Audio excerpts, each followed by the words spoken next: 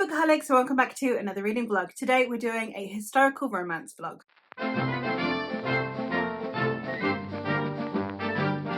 I am known for being quite critical of Victorian romances specifically, and the way that all of the Hanoverian time period, so from mostly the mid to late 1700s all the way through to the Victorian era, just all kind of get lumped into one. I am going to therefore be going through a few periods in history and reading romances set in those periods. I'm doing this first one. If I enjoy my time with this one, I do have plans for a second one. Today we're going to be going through the reigns of George III all the way through to the start of Queen Victoria's reign in this vlog. So we're going to be covering 4 monarchs, and while one of them I think is going to get completely bypassed because of the way I'm doing it, I'm going to be doing this in 20-year increments. I'm hoping I'll be able to discuss some of the history of the time periods throughout these books as well, so if you're a bit of a history nerd you might enjoy this one. I am not going to be going off of these books for historical accuracy. One, historical accuracy is not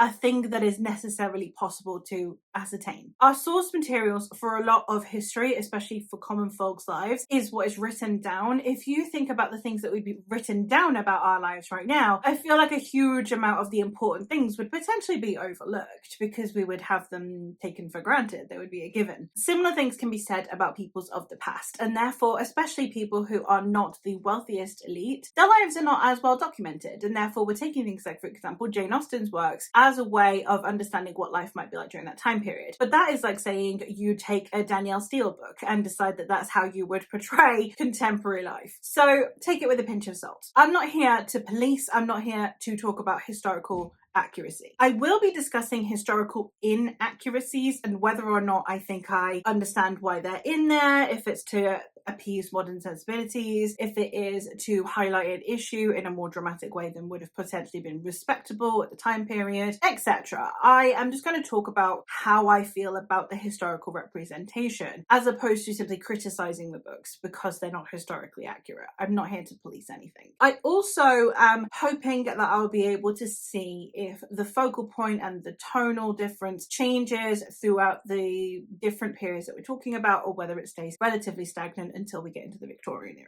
So the time periods we're talking about in this video particularly, we're going to be starting in the 1780s, and the book that I have down for this one is called Desperate Duchess by Eloisa James. This is the first book in the Desperate Duchesses series. The prologue for this one starts in 1780 and then chapter 1 continues in 1783. The story of this one is we're following the sheltered daughter of a marquis. This marquis is very flamboyant, very exaggerated, criticized and ridiculed amongst his peers for his behavior. And his daughter is seeking a match. However, there aren't that many people that would be inclined to link themselves with said marquis. Therefore, she goes with her cousin, her distant cousin, to go and be presented into society as would be appropriate for a lady of rank. She initially falls in love with this duke, and then a different man falls in love with her and is trying to make sure that she doesn't marry this man who I believe is not very respectable. I'm really looking forward to trying Eloisa James. She is the kind of author that gets mentioned a lot when talking about historical romance, so I'm really hoping I love her work. But then, as I said, skipping 20 years into the future, and we are going to be looking at the 1800s. So the contrast here that I'm expecting between these two is, of course, the 1780s is prior to, but in the early build up to the French Revolution, and of course the 1800s is when we have shifted past the French Revolution but before the Regency. So it's in this transition period between one and the other. The book that I've chosen for this one is Seeking Persephone by Sarah M. Eden. This one is set in 1805. In this story we are following a young woman who is betrothed to a wealthy duke. She did not really want to marry him. He has a reputation for being quite terrifying. However, her family are on the brink of ruin, which is something that I think we'll see cropping up more and more throughout these 1800 ones. There's historical context for that, and therefore she decides that it's worth saving her family. She goes into the far reaches of Northumberland, and she is then going to be staying in this castle with this duke who has this very steely temperament, and I think it's like a grumpy sunshine vibe going. I'm really excited to give this one a try as well, and I haven't read a huge amount of Time of the Century ones, so I'm excited to see how I fare with this one. The next one that we have is 18 1820s. I have read so many Regency romances already that I didn't really see the point in reading another Regency romance. I'll leave vlogs where I talk about them. I can also just do a chatty section on Tessa Dare if anyone wants to know my thoughts and like my rankings of the Tessa Dare books. I considered doing that once I've finished all of her works to date, so I might do that if that's of interest to you, and that would all be Regency. I've also done a shit ton of Jane Austen videos, which of course are also Regency. So we're going into the 1820s, and this is after the Regency. So in 1820, George III does die, and he gets taken over by his son, George IV. So we're entering into a different time period. It does still get encompassed with the Regency a lot of the time, but we have also finished with the Napoleonic Wars now as well, which is also something we see a lot in Regency, is the Napoleonic Wars addressed, be it directly or indirectly. So I thought it would make for just a slight change if I am looking at a little bit past that. For this time period, I have 9 Rules to Break When Romancing a Rake by Sarah MacLean. Sarah MacLean is another author that I have heard really good things about within this space. She's an author, is also really good at depicting this time period. Now, the prologue to this is in the Regency era. It is 1813. However, the first chapter is set 10 years later in 1823. And I believe the bulk of the book is set in 1823. So I'm going to count this one for that. In this story, we are following a young woman who over the last half a decade or whatever has been playing everything by the rules. She's very demure, very quiet, does everything respectfully, and that lifestyle has left her both unsatisfied and unmarried. So she's decided she's done with it. If she's going to be a spinster, she's going to break all the rules. However, if she is going to be dancing every single dance, if she's going to be stealing kisses at midnight, she is going to have to find a partner. And who better to do so? The Marquis of Ralston. The whole idea is he's going to, I think, help her just live her life, garner some experiences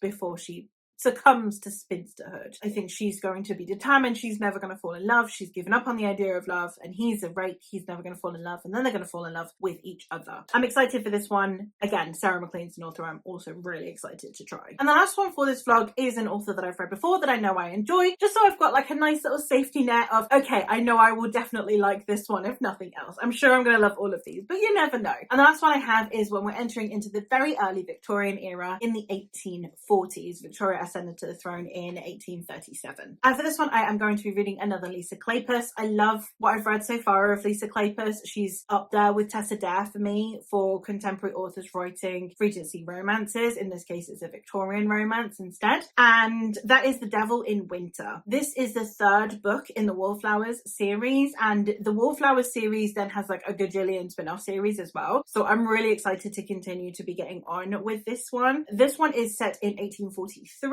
So again, we're about 6 years into the Victorian period at this point. Very early Victorian period. And I think that we are following a character in this one who has a stammer. She's very shy. She's very socially awkward. She's one of the Wallflowers, which are these girls that all kind of became friends because they were not the girls that were being picked up at balls. And our protagonist in this one is about to be married off to some horrendous man, and she's decided that she's having none of it. And there is, I think he was a viscount maybe, who appears in the second book, who is absolutely desperate to marry anyone with wealth because his family are in ruin. So enter this woman who he does not want to marry, she doesn't want to marry him, but she has the money and he will grant her her freedom as opposed to being under the thumb of her oppressive family. And we're going to see the relationship between these two. Now, he is a character who in the previous book that he was in was relatively villainous. Like, I do not like him. You're not supposed to like him. He's relatively villainous. Now, I've seen Tessa Dare redeem a rake and redeem a villain masterfully before, so I have every hope that Lisa Kleypas can do the same. Lisa Kleypas also has a book coming out for the first time in 5 years this year. So what a year for me to be getting into her books. Anyway, that's besides the point. So far, those are the 4 that I'm going to be reading for this. As I said, if I enjoy this project, if anyone else would like me to continue this project, I think I will take mid-Victorian all the way through to the 1920s, I think would be what I'd do next. So it would be 1860s through to 1920s. If that's of interest, if you think that sounds good, I can continue this project. I do have some books lined up that I have in mind if we decide to go that route. Anyway, that's besides the point. I'm really excited for these. I'm hoping that I will love all of them. I'm going to go through, as I said, slowly but surely. Hopefully, by the end of the vlog, we'll see how authors progress 40 years of history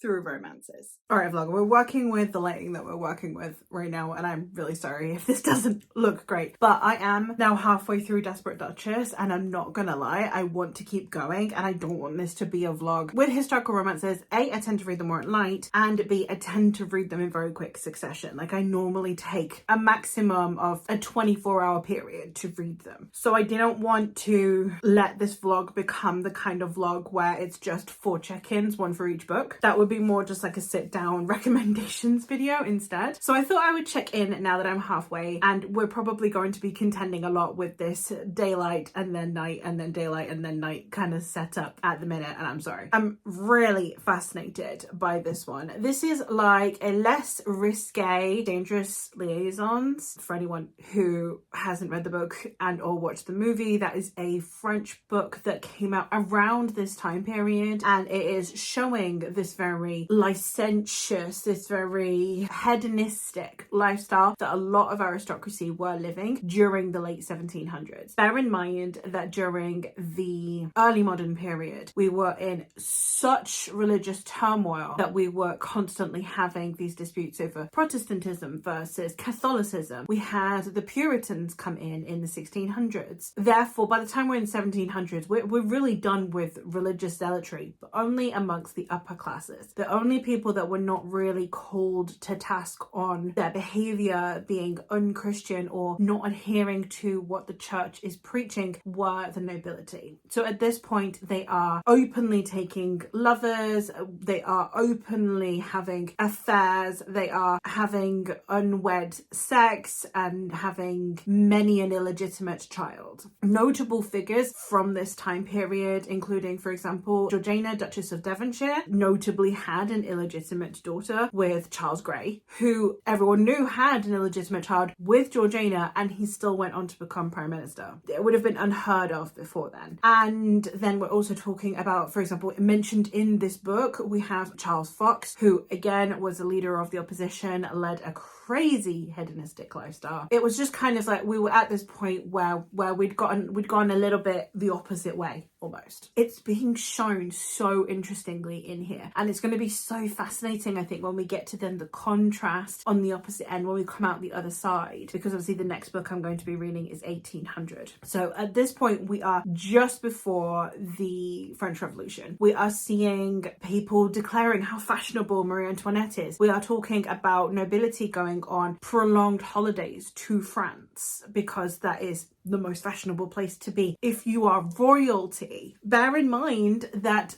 a decade from when this book is set, you do not want to be nobility in France. Not only Paris, in all of France. It's doing a really good job of that, like, calm before the storm, that everything is just coming to a debaucherous peak during this time period, and it's being shown so well. I'm really enjoying that aspect, and I'm really enjoying the way the author is leaning into the history, the way it's showing the way everyone's behaving. This book is also very heavily emphasized on chess. I don't know enough about the history of chess to know if it was fashionable or not at this time period. It's never been in my field of interest, but we have a lot centered around chess. We have 2 stories going on at the moment almost. On the one hand, we have Gemma, who is a duchess, her husband, a Beaumont, and another duke named Villiers, and they are all a little bit chess obsessed. So Gemma and her husband have been estranged for a prolonged period of time. Ever since she walked in on him with his mistress, she realised that their marriage was just a sham, and she went and also took lovers. She went and lived in France for years, etc. However, she's been called back because she needs to fulfill her duty and produce an heir, because her husband collapsed. He's worried that he won't live very long. His father died in his 30s, so he's worried that he'll be the same and therefore needs an heir pronto. So she's been called back, and they're going to kind of fulfill their marital duty, even though they really don't get on with each other very well. He is an active member of Parliament, and it is done in a really interesting way. This is an incredibly interesting time period historically when it comes to Parliament as well. This is where we've got William Pitt the Younger come in, who to date is still the youngest person in all of history to have ever becoming an elected ruler of a country. So not like kings and stuff, but as a prime minister or president, he is still the youngest person to have ever been elected. He accomplished a lot during his time as well. Very fascinating man. So this is a very interesting time period. Again, we've got Fox as the the opposition. You've got, I imagine, the early rumblings of Wilberforce starting to happen here as well. Fascinating time period. I really do enjoy this time period politically, because it's where we're really starting to see change, where we're starting to see almost like that two-party system is becoming more and more divided, because it's those who are really wanting to stick to the old ways, the nobility that are really clinging on, and those who are wanting progress and reform. Fascinating historical time period. So that's coming into play through Beaumont. And then we have Gemma is a really good chess player. She's just returned from France, and she is going to help our protagonist, Roberta. Roberta is the daughter of a marquis, and the marquis is kind of known as the Mad Marquis because he's kind of like constantly touting poetry and is a bit gauche. So then she is taken in by this cousin who is going to help her debut, because you normally need a woman to sponsor your debut. It normally needs to be women that help other women come out as opposed to men. Her cousin is going to present her. Our protagonist had met the Duke of Villiers, and she's fallen madly in love with him, even though she barely knows him. So she's determined she's going to marry Villiers. Villiers, in the meantime, only cares about chess. Literally only gives a shit about chess. On the other end, a friend of Gemma's, her husband unalived himself because he publicly lost a lot of money to Villiers in chess, because he kept pestering Villiers. So the friend wants Gemma to take Villiers down. So you've got Gemma now wanting to play chess against Villiers, on the one hand so that she can have him constantly coming around her house so she can help her cousin, and on the other hand so she can eventually kind of like humiliate him a little bit for her friend's sake. Beaumont has now seen the way that she is playing chess with Villiers, and he kind of wants in too. He's going to play against her as well, and they've got this like one move a day thing going on. It's very tension heavy. It's enjoyable. And in the meantime, we've got Roberta, who is mostly hanging out with Gemma's brother, who has an illegitimate son. I'm not sure how relevant the son is yet, but he's about. She's spending most of her time with Gemma's brother, who is teaching her how to be more seductive. She doesn't need it though. And now they're just kind of making out because they want to, and they're really into each other, and that's where the romance is going to go. And I'm really buying into the romance, but I'm also really loving this like chess trifecta that we've got. And as someone who does not give a flying fuck about chess, and my son is obsessed with chess. Like, he is obsessed with chess. More chess coming into my life. But I am really enjoying the way that the interpersonal relationship section is working alongside the chess and what the chess is signifying. So far I'm having a really good time with this, and I'm looking forward to seeing what the latter half can do, like how we can eke this out for another. I'm at 53% at the minute, so how we can get 47% more of book from this when we've already got all of these different moving pieces is going to be fascinating. And I definitely think this will be a series that, if it ends well, it will be one that I will happily continue. So as I said, fantastic representation of the time period of the prelude to the French Revolution. As I said, we're talking about like the fashions of France and how amazing France is at this point amongst nobility, which is just not something you're going to be hearing less than a decade from this point. We also, as I said, have the very libertine lifestyle that we're seeing not only in the men as well. Like, once you are a married woman, obviously depends on the woman and depends on her husband. It's a fascinating time period, and it's a very scandalous time period, and I'm really enjoying the way that's being depicted on page. It's not necessarily the most swoon-worthy or the most compelling. Like, it's not like Tessa Dare where I'm reading it just because I want to gobble it all up. This one, it is a much more slow burn, but I am still enjoying the way it's being depicted on page. So I'm going to stop talking now. I'm going to go continue reading, and then hopefully tomorrow morning I'll be able to update you. I'll either finish it tonight, which seems a bit of a stretch, or I'll most likely finish it in the morning with my breakfast, and then I'll be able to talk to you about it before I start my day. So let's go. Hey vlog, I'm checking in because I have now finished Desperate Duchess, and I had a really good time with this book. I don't think that this is going to be, it's not one of those that I'd say, if you're a fan of Tessa Dare, you'll love this, because it is definitely a lot messier. It's a lot less romantic, almost. Like, it's a lot more just about that lifestyle of taking everything that you can out of life. It's not as toxic as Dangerous Liaisons. It is in that same vein of just people being really messy, and how a society that is built on all of these forced arranged marriages functions or ceases to function almost. We're entering into a time period where society at the upper levels is really starting to almost like collapse in on itself, and the French Revolution is what's going to come in and shake all of that up. I think that the way that the romance panned out in here was really good. I think how messy the interpersonal relationships in here was great. I really did like Damon as a love interest as well. I found him really naughty. He's not what you normally get in these kinds of romances. You normally get either your complete and utter rake, or you get your stoic, everything needs to be perfect, I need to be the perfect gentleman, like Mr. Darcy's. He is neither. He's naughty. He is a bit of a rake. Like, he has slept around. He is not flaunting it the same way as a lot of other people are, and the way that he interacts with Roberta was really cool as well. His interest in her, and the fact that he is interacting with her the way he is because he's into her. I don't know, the interpersonal relationships between the two I think worked out really, really well, and I was really rooting for the romance for it. Probably long before Roberta was, I'm not gonna lie. Again, I really loved the way that the lifestyle at this time period is depicted. While, again, as I said, I'm really not that interested in chess, unlike I think all of my sons, but my eldest is obsessed. While I'm not as into chess as everyone else in this godforsaken book, it was really interesting seeing the way that was used in the metaphor, in terms of the way that the characters are interacting with each other, in terms of the way that it views people's intelligence, in the way that it describes the intimacy of play, because you're letting someone almost see how your brain is working, and all of those metaphors, and the way that chess was just used to depict things in this book, I think was handled really well. For someone who's unfussed about it, it didn't deter me from enjoying the book, and I also think that its continued presence added something to the story, which I did really like. It's definitely a series I would continue if I can get my hands cheaply on all of the other books, like whenever they come up on like 99p deals or whatever, or if it's in my library or whatever, I would happily continue this series, and I imagine I will continue to enjoy them. There are other characters in there that are a little bit of a loose end at the minute, so I'm excited to see how I'll fare with those. Really glad that I picked up something from this time period, because it's so different to anything that we normally get in historical romances, because our historical romances are normally Regency through to Victorian, which is a very, very different type of society to what we get pre-French Revolution. And I'm really glad that I picked this up, and that it showed that properly. It showed what we almost came to expect of this time period, as opposed to it just being Regency in a different font. It's a very spicy book as well, which I thought was fascinating, because it suits the time period. I know whenever we think of the past, we think of everyone as behaving like the Victorians, but this is a very hedonistic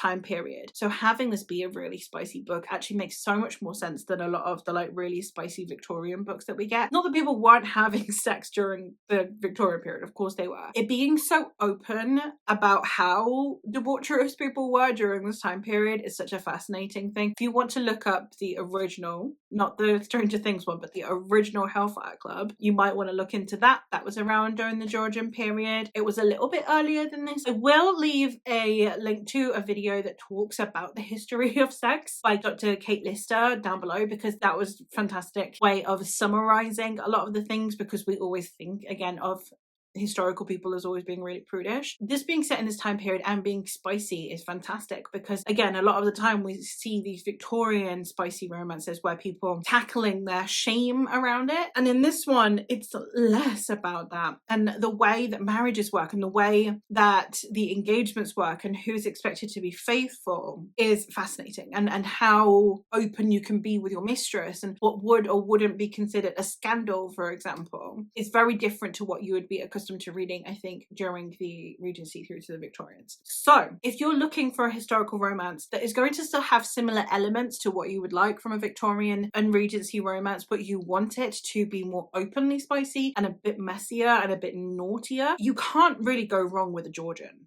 romance, because the Georgian era is just so many kinds of messy. So yeah, I'm really glad I read this, and I'm looking forward to picking up something else by this author at some point. However, we're going to skip 20 years into the future now, and we're going to start with the 1800s. So as I said, this one is going to be Seeking Persephone, and this one is set in 1805. I am really excited for this. There is an adaptation, and I cannot find it. It's not available to me in Spain at all. Like, I can't even buy it on Amazon. Not that I was going to, but I was just curious to see where on earth I can get this show. I can't get it anywhere. It's maddening. So I have to probably wait until I'm in the UK before I can watch it. But I am really excited for this one. As I said, this one is we're following a young woman who has to marry to save her family from financial ruin because this duke needs a wife. She comes from a good family and no one else really wants to marry him, and she needs the money. So they kind of come to an agreement because he needs heirs. So then she's kind of sent off to go live in Northumberland with this husband that no one wants, that everyone thinks is really cold. However, she's going to kind of bring a bit of light to his life. It's kind of giving almost like a romantic version of Pollyanna. If you've ever watched Pollyanna or read Pollyanna as a kid, it's like a kid's classic novel, and it has an adaptation that came out in, like, I don't know, the 90s or something. If you've ever watched Pollyanna, you'll know what I mean, where it's like this girl that goes to this community that everyone's like really serious and kind of dead inside, and then she just brings joy to everyone. I feel like this is that, but in romance. I don't know. We'll see how I fare. So I'm gonna go start that now, and hopefully I'll have a good time with this one. This isn't an author I've had a lot about, so I'm really surprised this is the one that's got an adaptation. It's got like 6 episodes or something out so far. Again, if I like the book, I can then go try and find a way to watch this godforsaken adaptation. So I'm gonna go start the book. You must be absolutely sick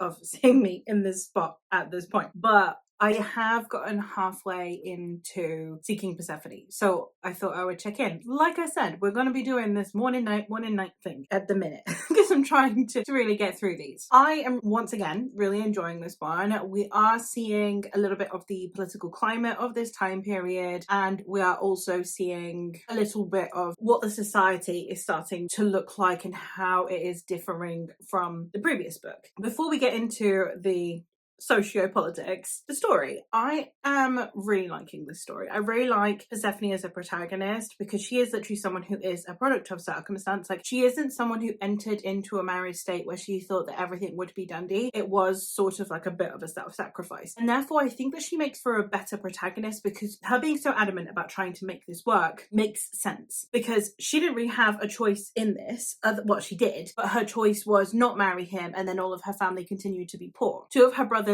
are in the Navy, even though they are only in their teens, which was perfectly normal back then, by the way, but because they're only in their teens and they've had to go into the Navy. So she is aware these choices are going to help her whole family. He offered not only to marry her, but to dower her sisters, so to offer a dowry for her sisters. So each of them got £20,000 apiece, which means that they will be able to marry whomever they choose and live happily and comfortably, at least compared to the station that they are accustomed to. And then he also gave £50,000 to her father and brothers so that they would be able to potentially also have a life. It was a no-brainer for her, but then that means that her being so insistent that she try and make the best of this situation makes sense. Instead of someone who just entered into the marriage because he was a duke, or entered into the marriage because she fancied herself in love, she is someone who knew she was marrying for practical reasons and then is just trying to not have a miserable life, which makes me really appreciate our protagonist. Now, I am really glad that we're getting his perspective in this, because otherwise I would be hating him. Like, it's only because we're getting his internal monologue that I can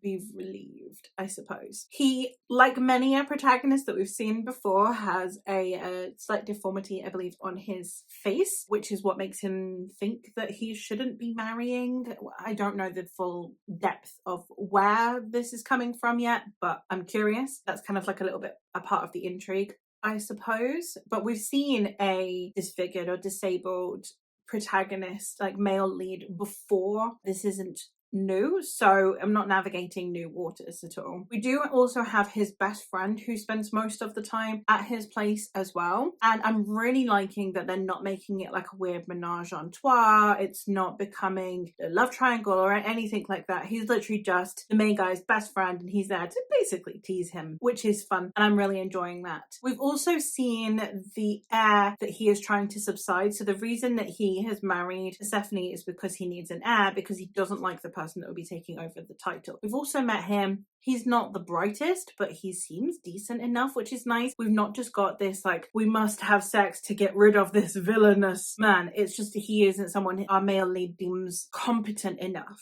for the job more than anything. He's not someone he thinks he should be entrusting this kind of power to, if that makes sense. I'm enjoying that aspect. I really like the interactions that we have with the best friend as well. Harry's a lot of fun. We have also had a couple of quite emotional moments that have made me, like, have really hit me in the feels. And the fact that we have also this woman protagonist who has family, like she is writing letters back and forth with her little sister, and she is in contact with her family still. A lot of the time we see women who are isolated because they come from nowhere. That's not really the case with this one. She does have family, it's just that they are far away from her, and I quite like that. With her being called Persephone, leaning into the Hades and Persephone thing where she's been dragged off to this cold unfeeling place with this cold unfeeling man, and she's bringing life to this area in a way. Like she's interacting with the vicar and his wife who previously have not been welcome at the castle. She's interacting with people of their town, bringing life a little bit back into the life of this castle. I'm enjoying that. The politics that we've seen so far, we have had a mention of someone calling King George the Mad King, which is about right around this time. He was still the king at the time. We're not in the Regency yet. The Regency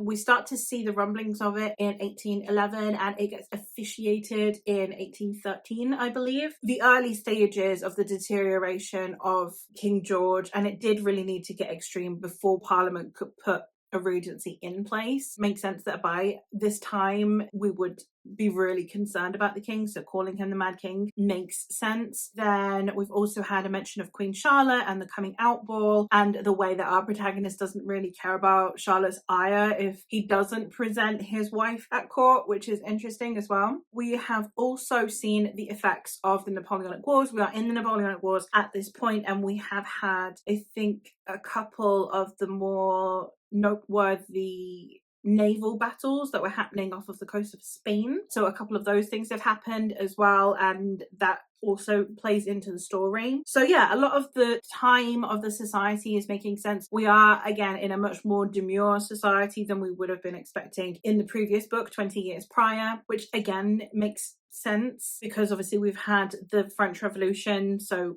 we aren't going to want to be playing aristocrats the same way. We're going to want to seem as little French as possible at this point because we're at war with France, and because the French guillotined their nobility. We're not wanting to associate with that. So we've definitely gone much more into like British propriety, and that is shown obviously in the mannerisms and the characteristics that we're seeing of our protagonists. So we're seeing the political implications from multiple fronts really, and obviously with the historical context that does make, I guess, for more believable backgrounds for the characters. I don't think the story itself is hugely believable. I do buy into at least the backgrounds of the characters, which is really cool because then you can tether it a little bit more to reality, which is what I really enjoy. So far, political context and social context working really well, feeling very realistic, very believable. The characters are enjoyable and I'm really liking their interactions and their inner monologue as much as their interactions. Like you can hear his thoughts and you can hear her thoughts and you get both of them and you're like, God damn it, people. But it's not like a miscommunication trope so much as they are terrified of communicating, which is cute. And I'm here for it and I'm looking forward to continuing. And the plot is a romance plot, you know where it's going to end. I'm not here really for the intrigue of what could possibly happen in the end. Seeing these other interpersonal relationships with the best friend and the siblings and things is also really nice. For such an isolated setting, it could have really just been these two and we could have only put up with these two and their bullshit, but we've got other people's bullshit as well, which is fun. So I'm going to stop yapping now. I'm going to go continue reading, and as usual, I will check back in the morning and give you my final thoughts and final verdict on this one. As promised, it is daylight again, and I am here again. It's just a sit down video, isn't it? Let's be honest. Oh well, I am here. Oh my god, I look so rough. I am so sorry. I have finished Seeking Persephone. I finished it last night. I really enjoyed this book. I think it did a really good job. It's a Hades and Persephone retelling / Beauty and the Beast retelling. It's self-aware, like it keeps mentioning the Hades and Persephone myth, but from like the perspective of it being romantic, like the way that people perceive that myth as a romantic one instead of like an abduction one, question mark. But we also do have that Beauty and the Beastness as well, where like he is someone who doesn't think that he's worthy, even though he is someone who comes from a lot of privilege. He is also someone who has a temper and who pushes people away and who's consistently afraid. And I think that that's handled really well. I really liked the dynamics that we have with Harry as well. He makes it so much fun. I really like the way that we discuss his relationship with his parents as well, and also the way the relationship ends up working with Persephone herself. I really liked Persephone as a main character as well. She's the kind of person who, like I said in my previous update, a lot of the time you have these women who fall in love with a guy who's really like serious or whatever, and then they try and fix him along the way. That's not the case with this one. She didn't fall in love with Adam. She had to marry him, and now she's trying to make the best of it. So you can see her determination isn't to fix him, isn't because he deserves better, it's because she deserves better. It's because she wants a better life, she wants a better marriage, she feels she deserves love, and she's willing to work at it. And I really appreciated that angle, I suppose, of it. And that's definitely what it felt like in her internal monologue. And also, I guess, because we get a little bit of her backstory where she was, from a really young age, the age of about 12, she was the maternal figure to all of her siblings, right? And that was fascinating because we get those moments. It means that then when Adam is taking charge, when Adam is doing things for her, when she isn't consistently burdened with everyone's problems, these small acts of service mean a huge amount to her because they've not been done for her, because she's always been the one having to do it for other people from the age of 12. And that's really important as well, because that's what endears her to him. Then she starts to fall in love with him, and she's completely self-aware that it's like, he does a few nice things for me and here I am.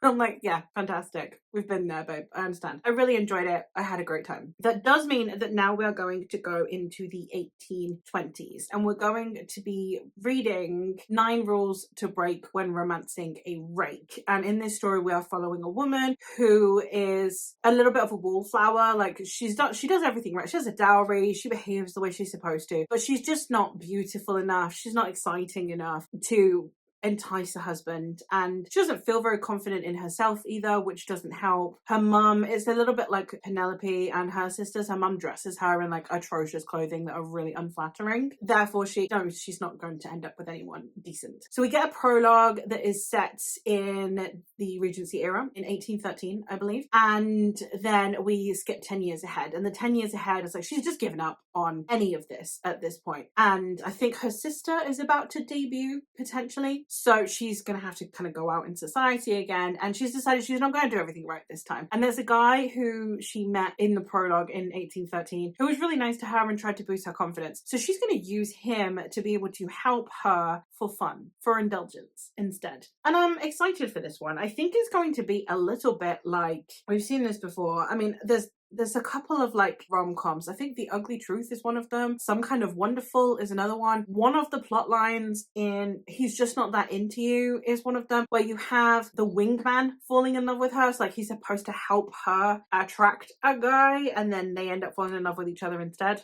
I think it's going to be one of those, which I think is going to be a lot of fun. I'm excited. Historical context for 1820s. We are now past the Regency and we are into the actual reign of George IV. So George IV was the regent, the Prince Regent in the titular Regency, following his father's mental and physical decline. So he'd been ruling already since 1813. Since the prologue of this novel, he had been ruling. He'd actually been doing most of the ruling for a good couple years before that, but he'd officially been like the head of state in his father's absence since 1813, but he was now officially the king. He got crowned, everything, since 1820. So we're a few years past that. We're now into his reign, and George's reign is awful. George is a terrible king. He's a really bad king. He's overindulgent. He has no discipline. His involvement in parliament is messy at best. He has a terrible marriage, and at this point, like, he can't divorce. Like, the parliament won't grant him a divorce because there's no real grounds for it. He doesn't want to continue with his wife, which means that his daughter is dead, his grandson with her, so his daughter died in childbirth. He knows he's not having any more children. So we're at the point where we've not long come out of the royal baby race. The royal baby race was all of the other,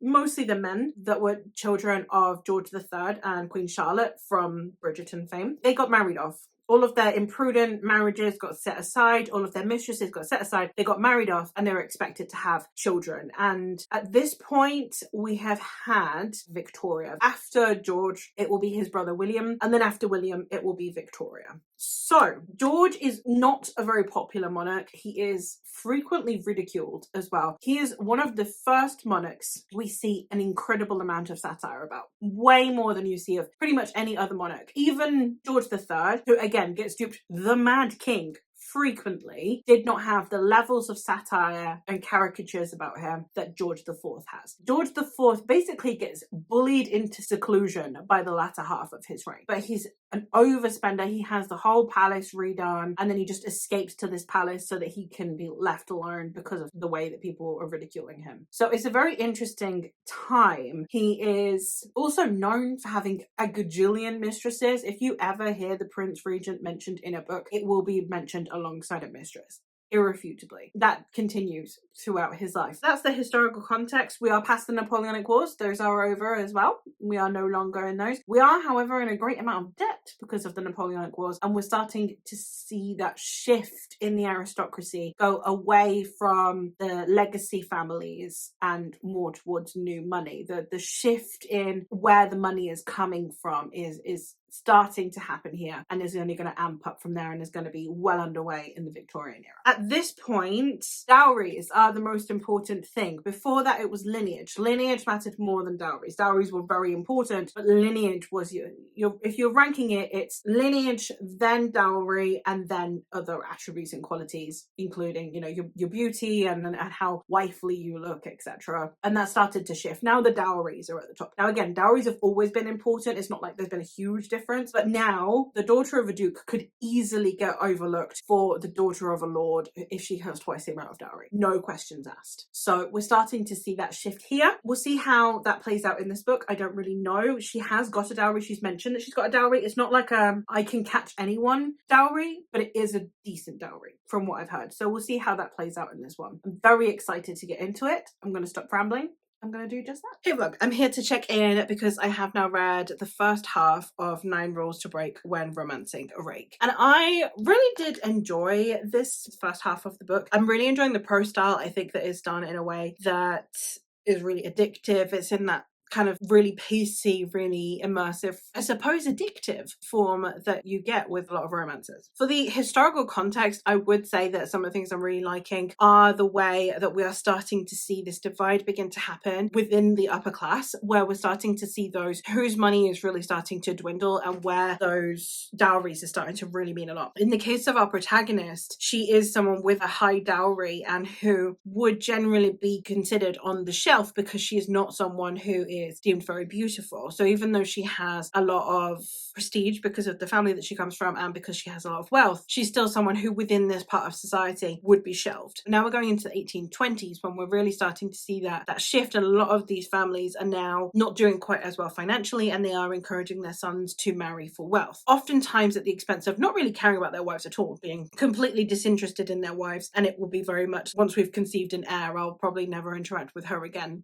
kind of thing, but they're marrying these women for money. And this is where our protagonist is potentially becoming a little bit more interesting to the men. We also have a woman who is the half sister of the male lead and his twin, and she is a product of her mother having had a marriage in Venice, which would be under the Catholic Church, and then either divorcing him or simply running away with the father of the male lead and then marrying him. So this is also an interesting conversation around the way that Catholicism versus Protestantism, especially the Church of England, is playing out in the UK, where one doesn't recognize the other. For instance, the Catholic Church would not recognize the mother's marriage to the male lead's father. So they would be, in Catholic terms, be considered illegitimate. But it's actually in England, the sister that's considered illegitimate because being Catholic. And also the way that then people have an aversion to Catholicism as well. That's really interesting. And the fact that the author bothered to bring religion into this was fascinating, because a lot of people during this time period, we're way past the medieval period where we're like blindly obsessed with Christianity, where church is literally just because we are all completely crazy devout Christians. This is much much more of a social aspect. Going to church is because it's expected of you, because it's a way of showing you are a good person, because it's a way of you pretending you can contribute to your community. So we've definitely seen that shift as well. So the fact the author has bothered to bring religion into this, and with it being such an important part of society, and especially when we're talking about a man who's considered a rake and a woman who is trying really hard to do everything right, you know, bringing the church in was interesting. Another huge core tenet of this, and kind of the main premise of the book, is that our protagonist wants to try things that previously have only really been accessible to men. She has this kind of like bucket list of things that she wants to do, which are drink scotch, smoke a cigar, ride astride. That's to ride. So previously, I know a lot of you will know this, but for those of you who don't, you have a side saddle and astride, which is where women would ride a special saddle that's made where your legs would be together as opposed to parted. This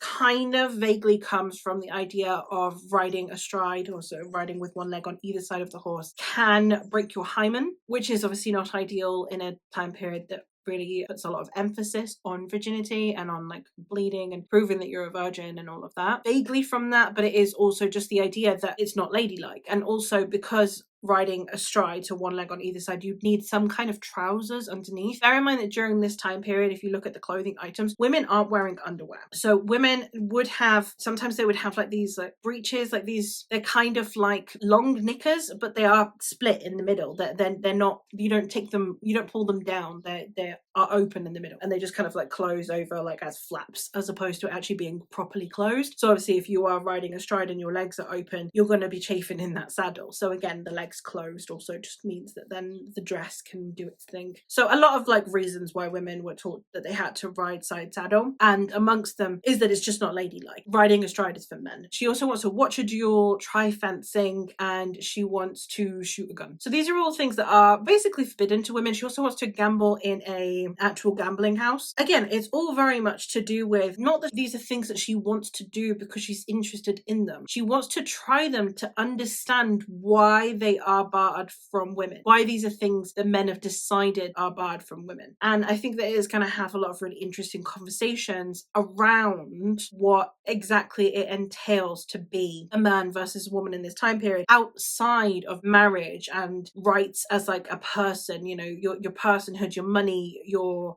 home, your title, with all of that being intrinsically linked to your husband. The fact that this one is going on to smaller details of just the done thing that was acceptable to men versus women. She has a really interesting conversation with her brother about it as well, which I think is really good. And the relationship that she has with her brother and her sister, for that matter, because it would have been very easy also for her to resent her sister, because she's a wallflower and her sister is getting married, and she's getting married to a duke who she loves. So the sister has kind of got that fairy tale story that we normally get in these books, and the brother is choosing not to marry. He's not interested. So having it kind of depicted on page, I suppose, that she still has a really good relationship with her brother and her sister. Her brother who could marry but is choosing not to. Her sister who is marrying despite being younger and is marrying for love as well as title while she's been shelved. There's no resentment there. There is a little bit of like disappointment for herself and a lot of not wanting to put up with the ire of her family, and her brother definitely wanting to permit her more liberties so that her life isn't just thoroughly miserable, while assuming he's probably going to have to take care of her because she's his responsibility because she's not married. The relationships between all of them is very cool, and I really do appreciate it. I'm enjoying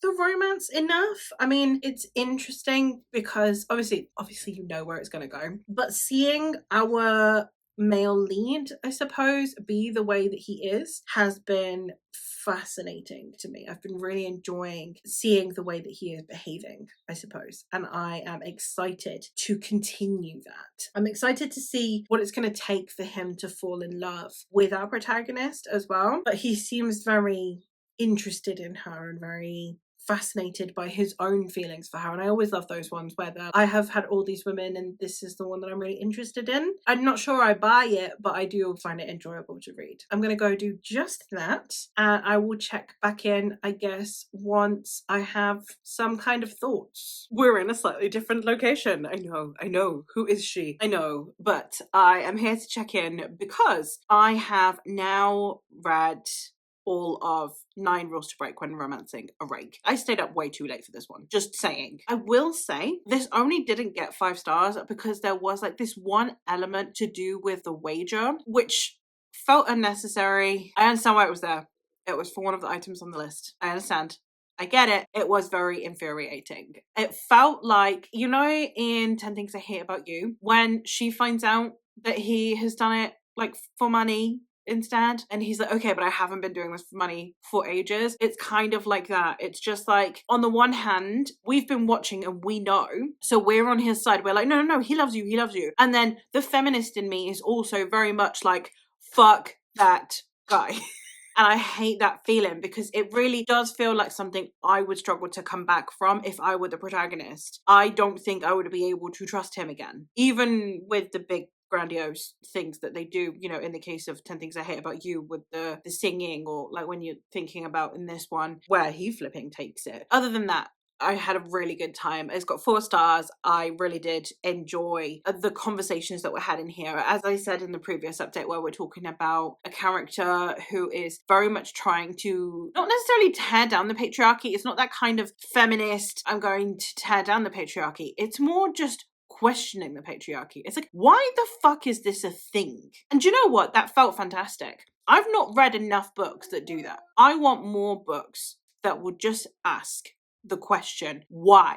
Why the patriarchy? I love books that are fuck the patriarchy. I absolutely love them. I also love books that are, I suppose, imagine if there was no patriarchy. Apparently also really love a book that is why the patriarchy? As I said, when we're discussing things to do with things that were permissible to men that were not permissible to women, but not on these larger scales, because that conversation has happened many a time and it needs to continue to happen. I'm not bored of it, but it's something that we see frequently. The smaller things that it's just like, why shouldn't a lady drink scotch or smoke a cigar? What I love about this protagonist is that she's someone who doesn't want those things. She doesn't want to drink scotch. She doesn't want to smoke cigars. She finds them repulsive. She's not questioning it for her own sake. She's not questioning it because she wants to do these things and she's forbidden to. She's questioning why these things are forbidden to her. What about those things is intrinsically, inherently masculine for them to be forbidden to her? Asks those questions. And I really appreciated that. The thing is, what's lovely about it as well is that a lot of these things are things that are now permissible to women. Women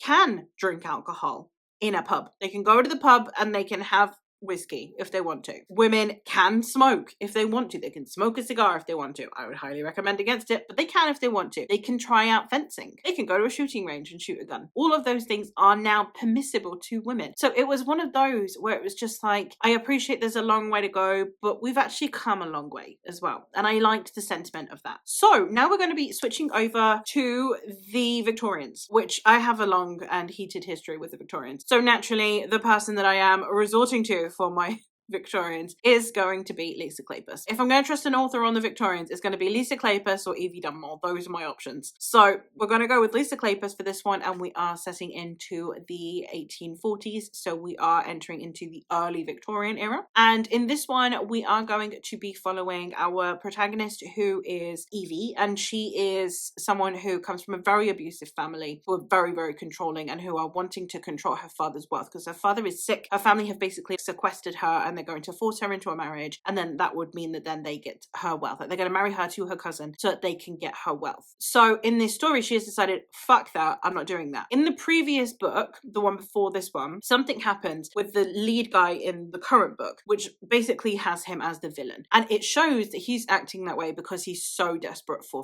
funds, because otherwise, like, his whole family's going to be in ruin. Therefore, she shows up to his house. She's like, I know what you did. You went for the wrong person. You should come for me. You should take me instead. I have a shit ton of money and I want the freedom. So I will marry you, and in exchange for my freedom, for us to basically just live separate lives, we'll be married name only, and then we'll live separate lives, and you can continue to live the life that you want to live. You get my money and I get freedom. And that's where this one's going. So I am very excited to get into this one. I will hopefully have an update for you a bit later, because I have been flying through these and I'm very excited to fly through these. So that's what I am going to go do. I'm going to go jump into the third book. Gosh, the third book in the Wallflowers series now. I've only got one left, and then I think there's a Christmas novella. Haven't got many of these left. I'm flying through all of these. At some point, you're all going to be sick of me talking about these Hanoverian romances. But until the day comes where either I'm sick of reading them, or you're so sick of hearing me, you actively ask me to shut the fuck up about them. This is what my channel is now. I'm more of a history channel than a fantasy channel at the minute.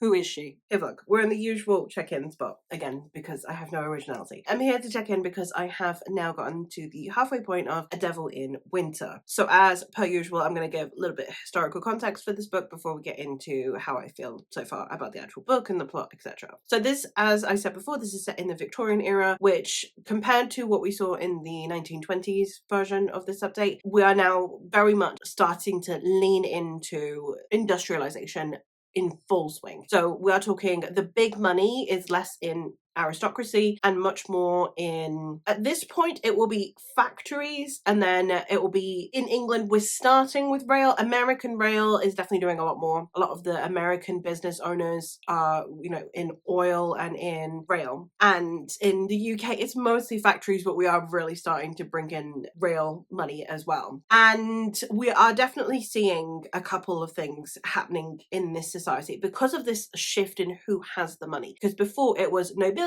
had the money, and then every now and then there would be some merchants, and normally they would do such a good job at getting rich that eventually they would get given a title, be it like either they get knighted, you know, they'd be made sir, or they would simply get given a baronet or something. It depends on how much of a service to the crown they are doing. Those were amongst the people that George III elevating a load of people because he wants them in parliament. A lot of those are either second sons, gentry, or they would have been within the rich but not titled category. Therefore is kind of creating almost this two ways to be successful. Either you're born into it or you make your own money. The new money men are really starting to appeal to a lot of the nobility, because while they very much like to pretend that they're this exclusive elite club that no one else can join, their money's going down. Their money is just not raking in as much because a lot of their money came from being landowners. But now with factories, a lot of the people who are working their land have now gone to London to work in factories. We are starting to see this decline in the aristocracy and the rise of capitalists, basically. It's an interesting one that we're seeing in this book in particular, because we are following a male lead whose family are in decline, whose father is still living as though he's a duke in like the 1700s as opposed to in his current age. There is a critique in here where male lead believes that his father doesn't know how to do anything for himself. I think the words he says are, he could starve in a room full of food if there wasn't a servant to serve it to him. And that's quite a big problem that we see with the decline in the aristocracy, is we definitely are seeing that fall, and the people are not prepared for it. They're not prepared to learn new ways to work their land. They're not prepared to learn new spending habits. They're not ready for it because it happens so quickly. Everyone just assumes we've always done this, we can always keep doing this. Bear in mind, the aristocracy, yes, there's been some slight shifts, but it's been doing its thing for hundreds of years at this point. No one genuinely believed that the aristocracy was going to get to the point where it is like today, where there's very few members and they are not revered.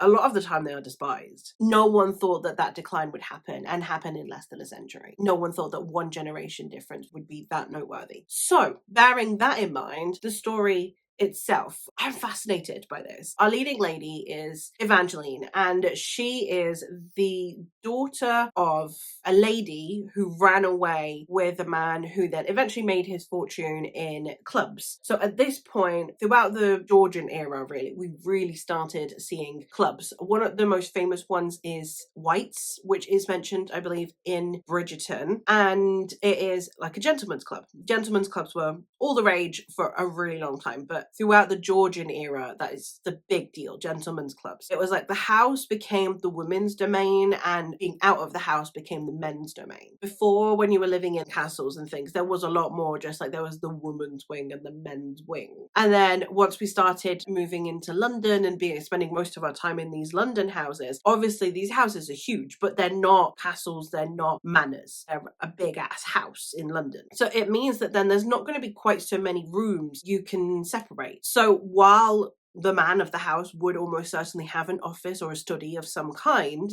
probably a library, there's not going to be a huge amount of spaces. There's not going to be rooms upon rooms that you can just be like, okay, you go hang out there, I'll go hang out here. We don't actually have to spend time together. So a lot of men in London instead joined clubs where they could do gentlemanly things, because there were things that were just not acceptable to do in front of women. Like we saw in 9 Rules to Break when romancing a rake, activities that are just not allowed in front of women. Obviously, there are topics you're not allowed to talk about in front of women. You're not allowed to swear in front of women. You're not allowed to talk about things like sex or alcohol in front of women. And also, you are not allowed to be doing things like smoking cigars around women, drinking too much alcohol around women. So if you want to have like a manly conversation and you don't want to be joining into the women's conversations, because ew, you go to a gentleman's club and no women are permitted, as we saw with the previous one. So men who ran these clubs will have gone from being, I imagine, probably owners of maybe taverns that were doing quite well, and will have climbed up. And with the popularity of gentlemen's clubs, now bear in mind that gentlemen's clubs aren't only for gentlemen, it's anyone who can pay. And as we've seen, more and more people can pay. More and more people can join these clubs. It's where they go to do gambling, it's where they go to drink alcohol, to smoke, to place bets on things, talk about topics that they don't think are appropriate for women, talk about politics as well. You know, it doesn't have to be vice-like. It can be also where men would go to talk about their politics, to argue about things in a way that could disturb the women. So you suddenly start to see another rise in another way that men are starting to earn money, is that they're opening these clubs. They're starting to make money through making these clubs. Our protagonist's father ran one of these clubs, and her mother ran off with him. And her mother was a woman of wealth. Her mother passed away, I think, in childbirth. I could be wrong, but her mother passed away when she was young. And her father knows that a young lady really should not be growing up in a man's club,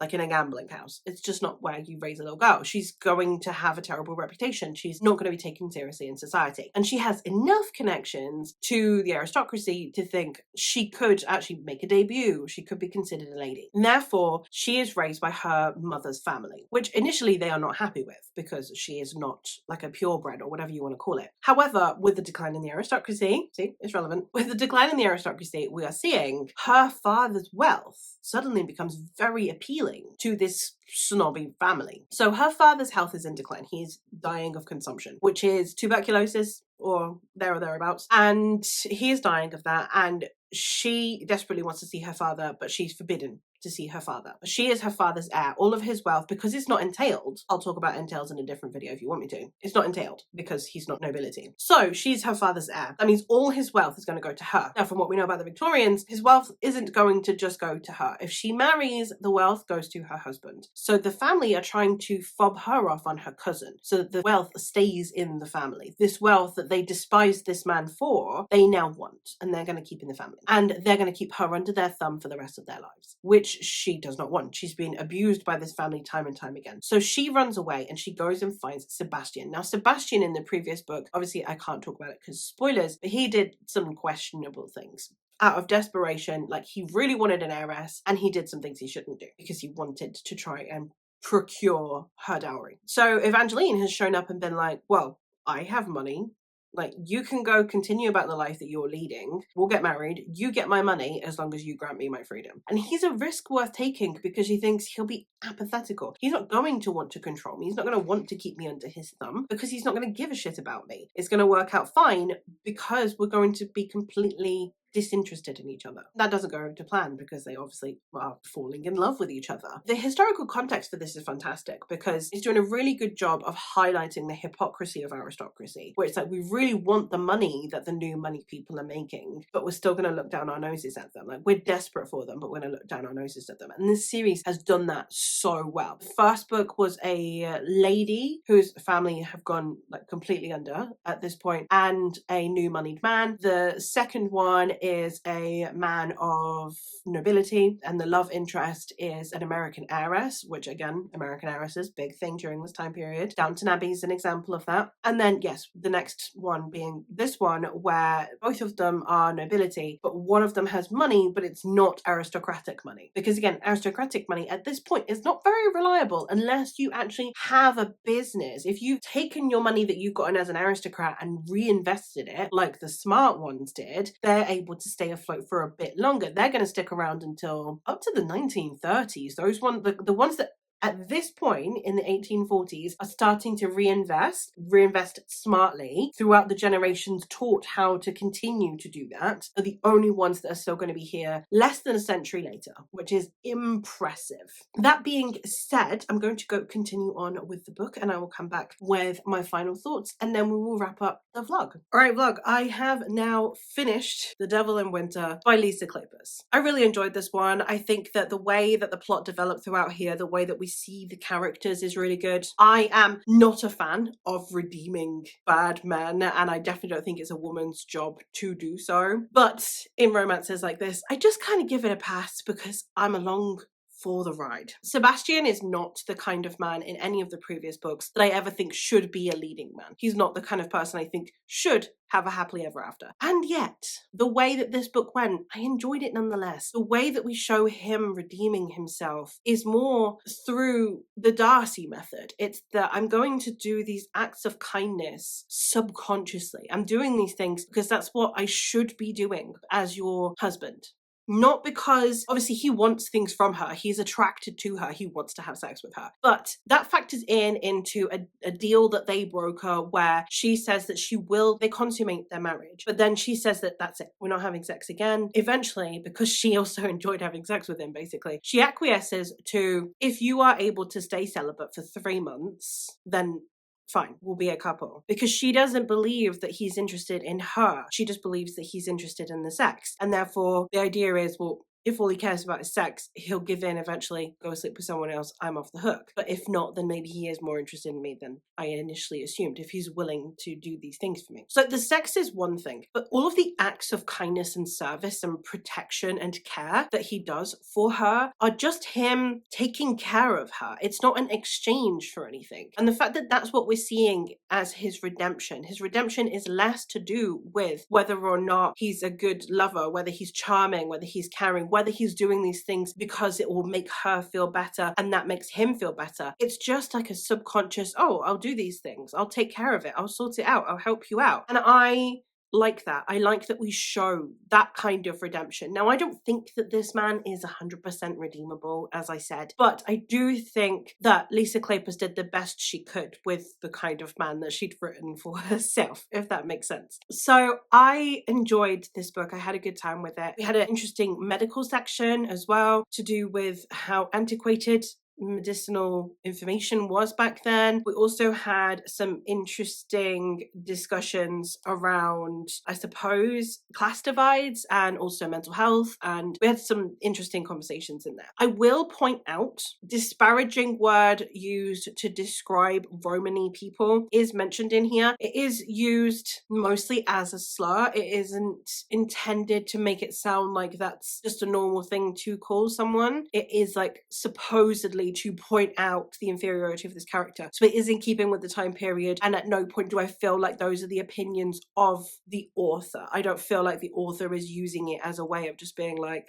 this person is clearly inferior, because he's probably the most endearing character in the book. But I can understand how that would feel insensitive to some people, just the use of the word in and of itself. So I will point that out here in case that is something that you want to avoid. Let's go to my computer now. We're going to go sit and go through quick overview of each of these books, and then maybe we'll rank them as well. All right, vlog, we are going to wrap up. We're going to go through each of these books, and then I'm going to go through my overall thoughts on it, the rating I've given it, whether I'll continue the series, the spice level, and how much I enjoyed the historical representation. The first one that we have is Desperate Duchess by Eloisa James, which, as we established, is set between 1780 and 1783. We are in the mid-reign of George III, and we are pre-French Revolution. And this is probably the one that stands out the most to me on the basis that this is the one that has, by logic, the most different tone. This is the one that to me sounds the most different because it is specifically set during a time period pre-French Revolution, and all the rest of them are post-French Revolution, and that is naturally going to change the attitudes of the aristocracy in question. I think this was a really good book. I think that it was so messy, and it suits what we expect from the time period so much more. If you are going to want that comparison between contemporary literature of the time, you have the difference between Dangerous Liaisons versus Jane Austen, who came 20 and a bit years later, if that makes sense. The comparison between the two is there, and it's there for a reason. So this is the most distinctive one to me, and the fact that I still really enjoyed it, even though it had all of this messiness, I think was a really good depiction of the time period. I've given it 4 stars. It hasn't quite got a 5-star rating. It's not gonna like live rent free, I think, in my brain, but I can't really fault it either. So it's got 4 stars, or as you can see on screen, 4 teacups. As you can see on screen as well, I will be continuing this series whenever I can kind of get my hands on cheap ebooks or whatever. I will be continuing. I've really enjoyed it. The spice level in this one, I've put 3 chili peppers. It could be 4. To me, 5 is when we start getting into kink territory. 4 is when there are huge amounts of sex scenes depicted on page frequently. This one has, I think, about 4 sex scenes, and they're in the latter half of the book. There's not a huge amount in the way of sex scenes in the first half of the book, which to me kind of brings it down to 3. It potentially would be a 3.5. Also, the sex is, for the most part, though it's very graphic, it is quite tame. There isn't much in the way of kinks or anything like that. I'm not normally a good reviewer in this sense. I don't read the type of erotica I read is all over the place. I'm very messy when it comes to my sex scenes, so I'm probably not the best person for this. Let me know if you've read this, if you think I'm wrong in it. I've left it at 3. The next book we're going to talk about is Seeking Persephone by Sarah M. Eden. This one is set entirely in 1805, so turn of the century, and we are still in the reign of George III, but he is in serious decline, and less than a decade later, the regency will be put in place because of the severity of his decline, something that hadn't really happened previously in England. I really enjoyed the historical representation that we have in here and the treatment of British history in here. I think it did a really good job also of showing this really tame romance. Once again, no real complaints about this one. I really enjoyed the romance and the way it builds and the way that this woman is so determined to make her life work. And as I said in the review when I finished this book, one of the things I really like about it as well is that normally you get these women who marry a man and then afterwards they kind of do a fixie-uppy job, but a lot of the time it's women who kind of signed up for that. And I know that that doesn't necessarily excuse bad behavior on the part of men, but it is different to this woman who knew that it was not going to be a love match. She knew that things weren't going to go well. She just wants to make the most of her life because it's the life she's going to lead. And I think that that matters when it comes to how much empathy I can draw for the character, why she would be bothering to put this much effort in for a man who's clearly not appreciating it. It's for her own sake as much as his, and I really appreciate that. As you can see on screen, this one's also got 4 teacups. I am going to be continuing the series. Hopefully all of the sequels follow her siblings, I believe, so that's going to be fun. And this one has absolutely no spice at all. There's not an ounce of spice in it. As you can see in the corner, this one does have an adaptation. I am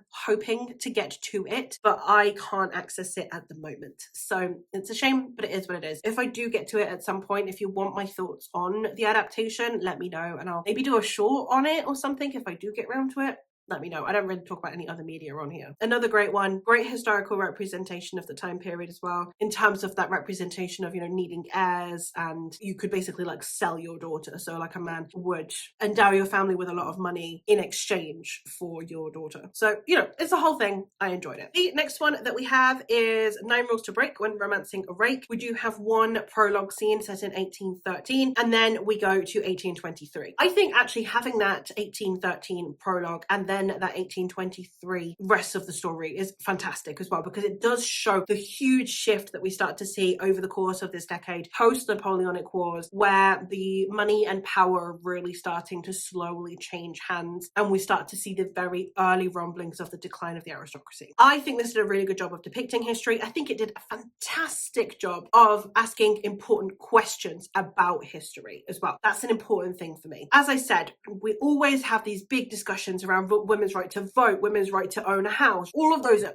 huge, monumental, important discussions. And I love that we have those conversations. But this book decided to address patriarchal culture in a way that I haven't seen depicted before, because it discusses the smaller things. Why is it more vulgar on a woman to swear, or more vulgar on a woman to drink or to smoke or to gamble? Why is it worse on a woman? Why are women disbarred from certain sports or deemed less good at those sports? Like, yes, of course they're less good. They have less access access to them. All of those things I think were handled really, really well. There is one element at the end of this book that has kind of left me feeling like there is like an element of like a wager, which again, I understand narratively why it's in there. I genuinely do, because it's part of the list and I understand it, but it frustrates me. It's something that really annoys me in these kinds of books, is which is when you have men who are not upfront about these things, and then it sometimes feels irredeemable. Like, would I forgive a man for these actions? Potentially not, if that makes sense. So I don't understand why these women do, if that makes sense. But obviously it's a different time period, so then I'm putting my modern biases on it and it gets complicated. So in terms of historicity, I think this is a fantastic book. In terms of the conversations it's having, fantastic book. For the most part, I really loved the romance. There's just one element in there that frustrated me. I've given it 4 stars on here though. I will have given it 4 stars on Goodreads as well, or 4 teacups. Great book. I will be continuing the series. I know that the other 2 books follow the siblings of the male lead in this first book, which I'm really interested in because I've really liked them as characters. So I'm looking forward to that. I would say this one also has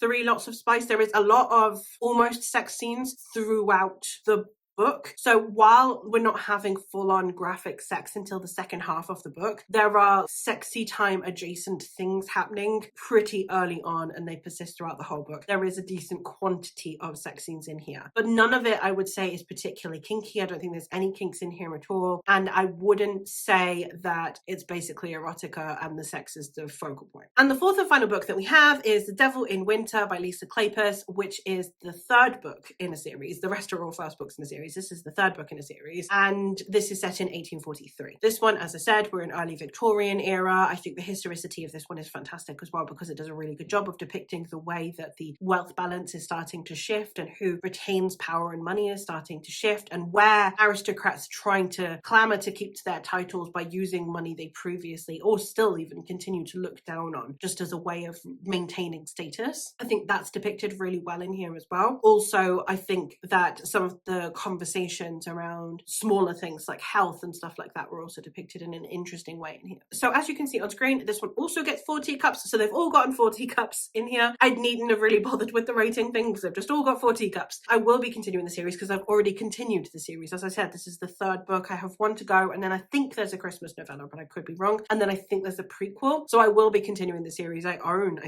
definitely own the next one, and I don't know if I own the other 2. I can't remember if I bought them. And then spice levels in this one. This is a soft 3. So we do have a sex scene quite early on. They do consummate their marriage, and they do get married at the start of the book. So you do have a sex scene quite early on. And then there's an awful lot of tension. I want to have sex with you. There's a lot of, oh, you've told me we can't have sex, but here's the loophole. This isn't actually sex, and all of those kinds of things. There's a lot of showing their desire for each other. And then there are, I would say, 3 to 4 sex scenes on page that are described. Again, no kinks, and it's not like the prevailing message of the book. So I definitely wouldn't go as high as 4 or 5. The 3 might be a bit of a stretch on this one. I don't know if you would consider it more like a 2, but I would say anything that's depicting quite a visual and multiple pages worth of description kind of sex scene enters more into the 3 chili pepper. To my knowledge, I don't know. I don't know where everyone else falls on this scale, so I could be saying these are a lot spicier than they actually are. Now we come to the part that I don't want to do. I genuinely don't know why I am doing this to myself. I made this graphic when I first thought of this vlog idea, is the problem.